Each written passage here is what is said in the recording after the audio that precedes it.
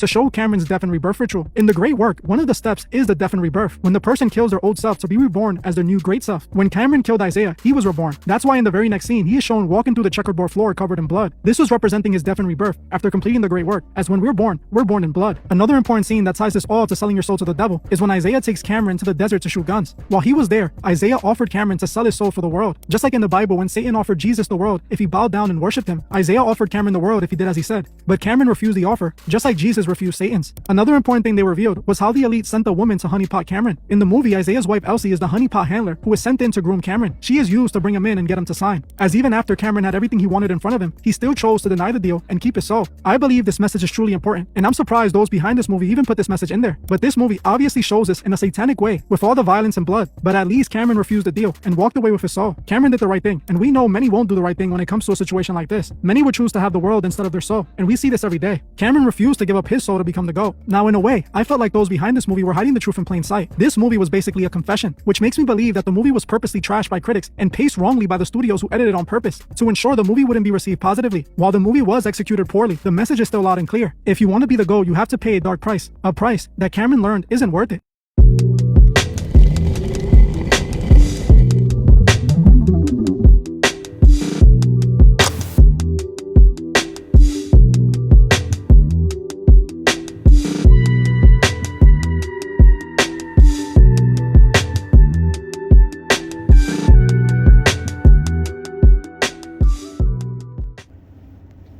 Hey, Shalom, it's your brother Yonathan, all right? First and foremost, I want to give all praises to the Most High, Yahweh, Bahashem, Yahushai, Bahashem, Baruch HaKodash. I want to give double honors to the apostles and the elders of Great Millstone.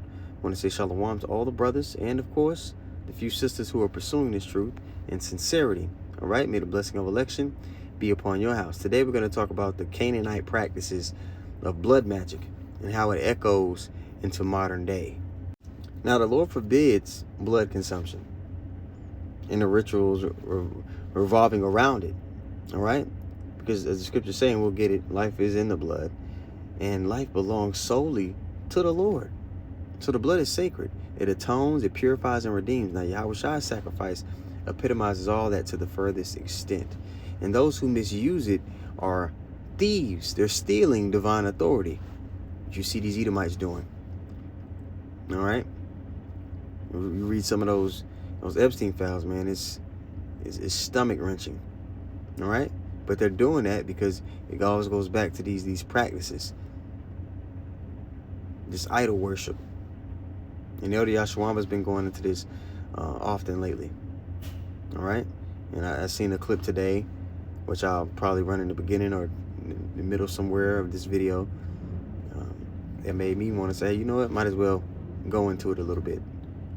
So let's go to Leviticus, the 17th chapter, and we'll start at verse 10. All right, it reads, "And whatsoever man there be of the house of Israel, or of the strangers that sojourn among you, that eateth any manner of blood, I will even set my face against that soul that eateth blood, and I will cut him off from among his people." Again, this is forbidden amongst us. But you look at a lot of celebrities or musicians in their music videos, you'll see them just drenched in blood. You see this imagery, all right? You always see this imagery of artists in blood, and you think, oh, they're just being artistic. No. This goes back to the Baal worship, Moloch, that Canaanite sex magic, which Esau's heavy into, which really, going all the way back to Genesis, that's what Cain was into, okay? And through Ham, those practices were carried into the new world after the flood, all right? And Esau, he just went and got his shit back, really, because he's the same spirit that was in Cain. But let's continue this Leviticus 17:11. It says, "For the life of the flesh is in the blood." So in their minds, when they're consuming, the babies, when they're consuming children, people, and rubbing it over themselves, this is public knowledge. All right? When they're doing these things, they're consuming life in their minds. That's what they're doing. All right. Leviticus 17 and 11 again from the top. For the life of the flesh is in the blood, and I have given it to you upon the altar to make an atonement for your souls. For it is the blood that maketh an atonement for the soul. Therefore I said unto the children of Israel, no soul of you shall eat blood, neither shall any stranger that sojourneth among you eat blood. So again, even in today's media and music videos, you see these little images, or like that movie Him that just came out. If brothers haven't seen it, you'll see artists ride from bloodbaths, reborn. That's their rebirth, symbolic for their rebirth into this new creature. Or you see characters, drink, or wear blood to gain dark power in movies. It's all these little hints at what they're really down with, what they're really a part of. Blood seals pacts with occult or left-handed forces, man. And that mirrors the covenants that the Canaanites would make with Molech. You see, the Canaanites, they would bathe in blood or sacrifice children to Molech or Baal, which they're doing today. That goes into the day. And they believe it granted them spiritual rebirth or power. They sought to transform themselves through gore and not the grace of Yahweh Shem Yahushua. So this is in the scriptures. It's called an abomination. Go to Deuteronomy 12 and 31. Leviticus 20. Let me go get that. Double check what I'm saying. Deuteronomy 12, 31. All right, it says, thou shalt not do so unto the Lord thy God. Nation. Oh, let me start up.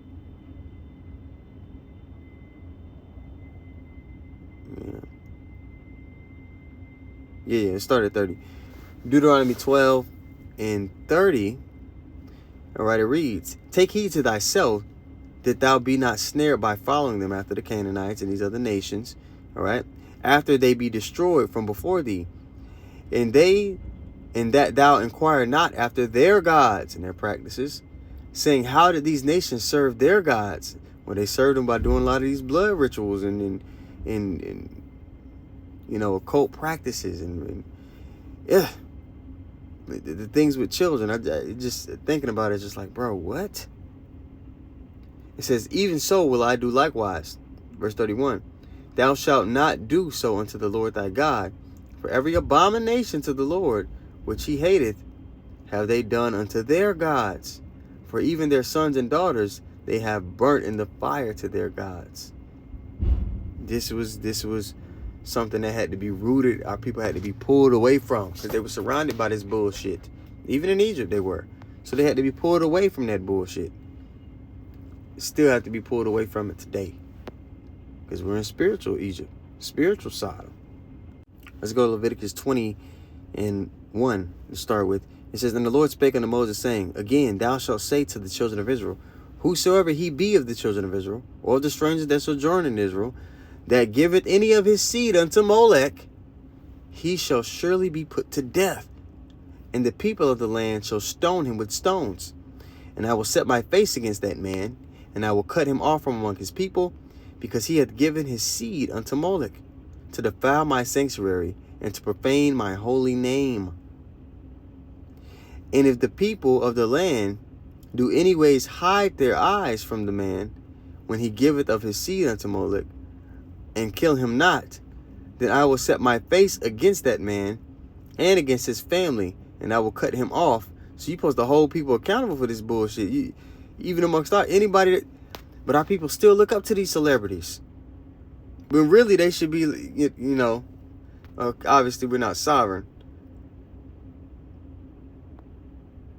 but justice is going to be had upon the return of the Lord, man. This is sick. And people aren't mad enough because they're in a cage, really. It's an invisible cage everybody's in, to where they wouldn't be able to take care of their loved ones or do any. And that's why for you to truly take a stand, at some point the Lord's going to call for you to completely detach from dependency on this society, to completely remove yourself. That's why the scriptures say, those who seek to save their life shall lose it. You're going to be burnt down with this place. at some point in time, we're going to have to completely separate from this place, because you can't stand against the evildoer in fullness when you're attached to the cage. You're still in the cage that he set up for you. All right. Verse 4, Leviticus 20:4. And if the people of the land do anyways hide their eyes from the man, when he giveth of his seed unto Moloch, and kill him not, then I will set my face against that man and against his family, and will cut him off, and all that go a whoring after him, which are people go whoring after these people who have been a part of these practices. When they caught Young Thug, and before he, did his little stint or whatever it was, he was sacrificing a goat. That was in the report. He was in the midst of doing a goat sacrifice. And who knows if it was really a goat? You never quite know what's going on with these people. They never give you the whole truth. Even the Epstein files, man, they're not giving you the thickest of what they into. The thickest of what they're doing. Or the scale of which it happens. They're not giving you all of that.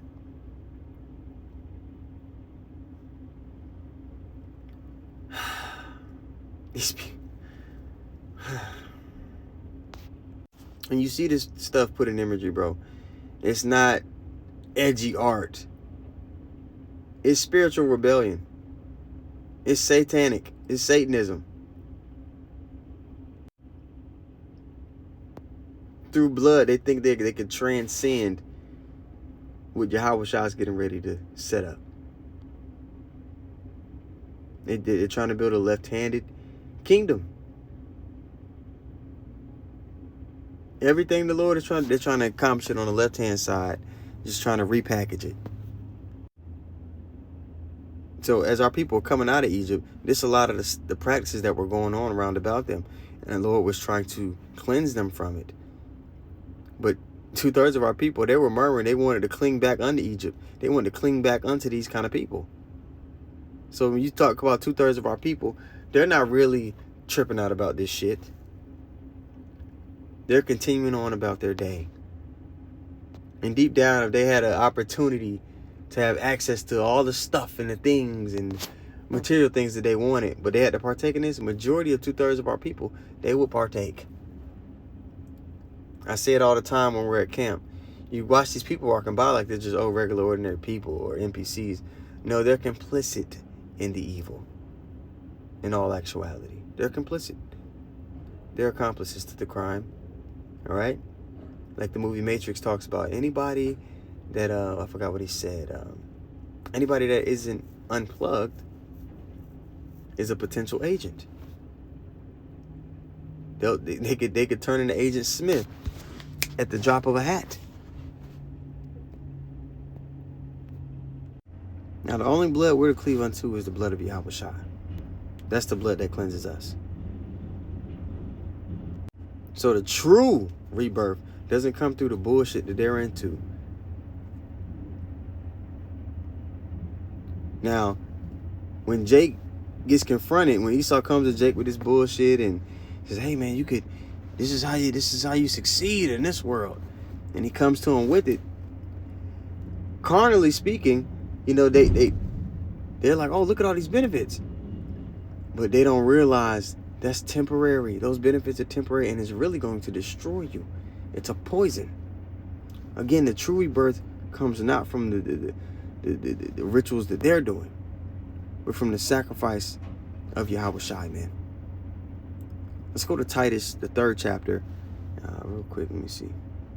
Titus 3, I believe around verse 5. All right, this is Titus 3 and 5. It says, "Not by works of righteousness which we have done, but according to his mercy he saved us, by the washing of regeneration and renewing of the Holy Spirit," because we're going to be given new bodies. They're trying to transcend humanity and become immortals, which is what we're promised day one if we cleave unto the path that the Lord, or the standard that the Lord has commissioned us to walk in. Okay? Verse 6, "Which he shed on us," they shed his blood, "abundantly through Yahweh Shai Mashiach, our Savior." That's the blood we cleave unto. Verse 7. See, there's always a left and a right hand version of everything. The Lord is balanced in that way. All right, verse 7. that being justified by his grace, we should be made heirs according to the hope of eternal life. And they're trying to obtain immortality by left-handed means. Everything that he's trying to do, there's a righteous version of it, which does not lead to death. But everything he does, in fact, lead to death. They're in covenant with it. All right? And the wicked of our people, they've too made a covenant with death. All right, verse 8. This is a faithful saying, and these things will that thou affirm constantly, that they which have believed in Yahweh might be careful to maintain good works. These things are good and profitable unto man. They're profitable unto life eternal. All right, let's go to Hebrews, the 9th chapter, and we're going to start at verse 12. All right, and we're going to read it in the NLT. It says, with his own blood, not the blood of goats and calves, he entered the most holy place once for all time and secured our redemption forever. Under the old system, the blood of goats and bulls and ashes of a young cow could cleanse people's bodies from ceremonial impurity. Just think how much more the blood of the Mashiach will purify our consciences from sinful deeds so that we can worship the living God. So we know that we're not perfect. We know our righteousness is as filthy rags. Okay? But we know that the pathway to salvation and immortality and a new heavens and a new earth wherein dwelleth righteousness is to cleave unto Yahweh Shai and the blood that he shed. That's our sacrifice on the right-hand side. What they're doing on the left is disgusting. It is not going to accomplish what they're trying to accomplish. But the man spearheading all the evil in the earth is someone who his destiny is already set in stone. So he's going all out. His destiny is to go into captivity and eventually be put out of the earth completely. So he doesn't mind crossing these lines that he's crossing. Because to him, it makes no difference. The end result is the same either way. If he wins, okay, cool. We won. We overcame the prophecies. If he loses,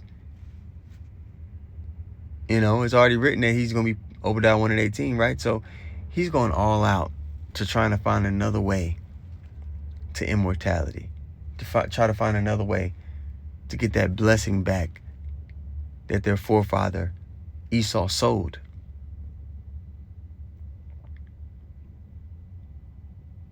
And they're dragging the world down with them. The only people who are not going to be dragged down with them is the elect of the nation of Israel.